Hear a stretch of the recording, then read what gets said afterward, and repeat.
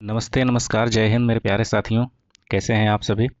उम्मीद करते हैं कि आप सभी अच्छे होंगे। तो आज की इस वीडियो में हम सीखेंगे क्लास 10 का इकाई फर्स्ट में भारत संसाधन एवं उपयोग यानी ज्योग्राफी का ये बुक है। ज्योग्राफी बुक में फर्स्ट चैप्टर है संसाधन एवं उपयोग। आप लोग देखेंगे संसाधन का महत्व। इसके हम लोग सभी ऑब्जेक्टिव क्वेश्चन देखेंगे और लघु उत्तरीय क्वेश्चन देखेंगे। ठीक है, तो चलिए वीडियो को शुरू करते हैं। यहाँ फर्स्ट में देखिए दोस्तों, बताया गया है कि कोयला किस प्रकार का संसाधन है। तो कोयला किस प्रकार का संसाधन है, तो कोयला जो है अनवीकरणीय संसाधन है। सेकेंड में सौर ऊर्जा निम्नलिखित में से कौन सा संसाधन है। सौर ऊर्जा जो है ये कौन सा संसाधन है बताएंगे। तो यहाँ मानवकृत पुनः पूर्ति योग्य अजैव अचक्रीय, तो यहाँ पर बी हो जाएगा पुनः पूर्ति योग्य। ठीक है, चलिए अगला देखते हैं।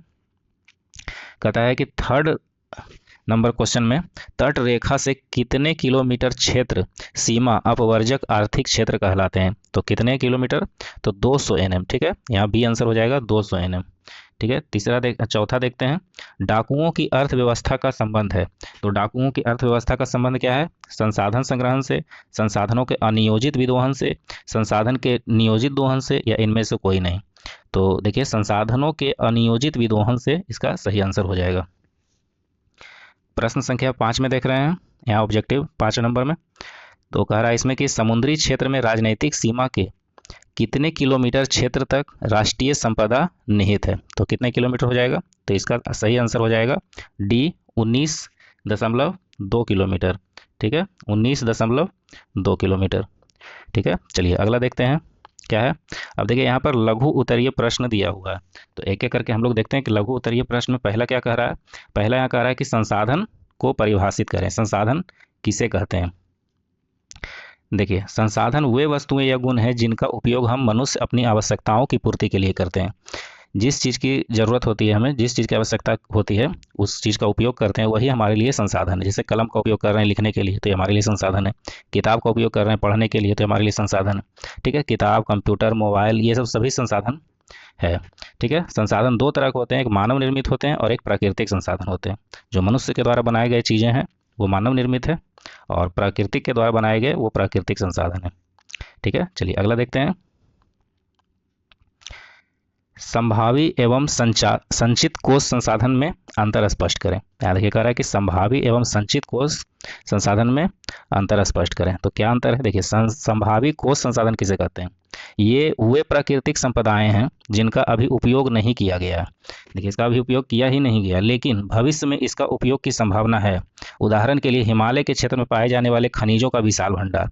ठीक है, यानी कि इसका भविष्य में कभी उपयोग किया जा सकता है, उसे संभावी कोष संसाधन कहते हैं। उसी में एक पूछ रहा है कि संचित कोष संसाधन किसे कहते हैं। तो देखिए वास्तव में ऐसे संसाधन भंडार के ही अंश हैं जिसे लगभग तकनीक के आधार पर प्रयोग में लाया जा सकता है, किंतु इनका उपयोग प्रारंभ नहीं हुआ है। जैसे नदी का जल भविष्य में जल विद्युत के रूप में उपयोग हो सकता है। नदी का जल जो है क्या हो सकता है, विद्युत जल के रूप में उपयोग किया जा सकता है, जो भविष्य की बात किया जा रहा है। चलिए अगला देखते हैं। प्रश्न संख्या 3 में कह रहा है कि संसाधन संरक्षण की उपयोगिता को लिखिए। तो संसाधन संरक्षण की उपयोगिता क्या है, तो संसाधन संरक्षण हमारे भविष्य और पृथ्वी के स्वास्थ्य के लिए अत्यंत महत्वपूर्ण है। यह पृथ्वी के प्राकृतिक संसाधनों जैसे जल, वायु, मिट्टी, वनस्पति और खनिजों की बुद्धिमानी से उपयोग करने और उन्हें बर्बाद होने से रोकने का प्रयास है। संसाधन संरक्षण के निम्नलिखित लाभ हैं। अब देखिए इसके लाभ क्या क्या हैं, यानी संरक्षण क्यों करेंगे, तो यह आने वाली पीढ़ियों के लिए संसाधनों की उपलब्धता सुनिश्चित करता है। यह प्रदूषण को कम करता है और पर्यावरण को स्वच्छ रखता है।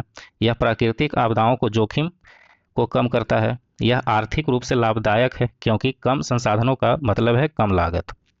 संक्षेप में संसाधन संरक्षण एक अस्थायी भविष्य के लिए आवश्यक है। तो इतना लिख सकते हैं, इसमें से 2 पॉइंट भी लिख सकते हैं तो अच्छा रहेगा, कोई दिक्कत नहीं है। चलिए प्रश्न संख्या 4 में देखते हैं, ये अंतिम प्रश्न है। इसमें कह रहा है कि संसाधन निर्माण में तकनीक की क्या भूमिका है, स्पष्ट कीजिए। संसाधन निर्माण में तकनीक की क्या भूमिका है, टेक्नोलॉजी की, उसको स्पष्ट करना है। तो देखिए यहाँ कह रहा है तकनीक संसाधन निर्माण में महत्वपूर्ण भूमिका निभाती है। कई प्राकृतिक पदार्थ तकनीक के बिना संसाधन नहीं बन पाते हैं। उदाहरण के लिए नदी का बहता पानी अपने आप में संसाधन है। जो नदी का पानी जो है वो क्या है? संसाधन है। लेकिन बिजली बनाने का तकनीक विकसित होने के बाद उसका उपयोग बिजली उत्पादन के लिए किया जा सकता है। इसी तरह खनिज जमीन के अंदर छुपे हुए हैं, जिन्हें निकालने के लिए खनन तकनीक की आवश्यकता है। संक्षेप में तकनीक प्राकृतिक संपदाओं के उपयोगी संसाधनों में बदल देती है। यानी कि इस प्रकार हम कह सकते हैं कि तकनीक जो है, संसाधन निर्माण में तकनीक की जो भूमिका है वो काफ़ी महत्वपूर्ण है। तकनीक के बिना हम संसाधन का उपयोग नहीं कर सकते हैं। ठीक है, इस वीडियो में इतना ही। अगर आपको ये वीडियो पसंद आया तो इस वीडियो को लाइक कीजिए। चैनल पर नए हैं तो चैनल को सब्सक्राइब कीजिए। मिलते हैं अगले वीडियो में। Thanks for watching this video.